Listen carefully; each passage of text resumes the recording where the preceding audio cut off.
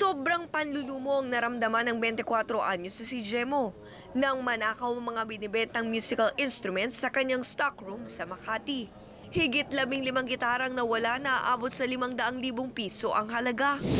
High blood na ako kasi kumbaga ngayon panahon napakatumal tapos naransakan pa kami ng marami pang nakuha.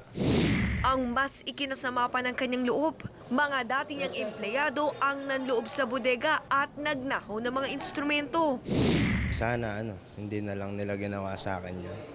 Kasi natulungan ko rin naman sila. May mga natulong naman din ako sa kanila. Nalaman lang niya ito nang makita sa Facebook post at sa Bayan Cell website ang mga gitara niya. Agad niya itong inireport sa otoridad. At sa ikinasang entrapment operation, nahuli ang mga suspect na sina Ramil Pueblos, Kenneth Peñaranda at Laymark Bobis. Pero todo tanggi sila sa krimen. Kahit mahirap po kami, hindi namin kayang gawin yun. Na-recover sa mga suspect ang 9 na acoustic guitar at 1 electric guitar. Naharap ngayon ng 3 sa kasong robbery. Umaaksyon, Faith Del Mundo, News 5. Be sure to come back. Use 5 everywhere. Copyright 2016.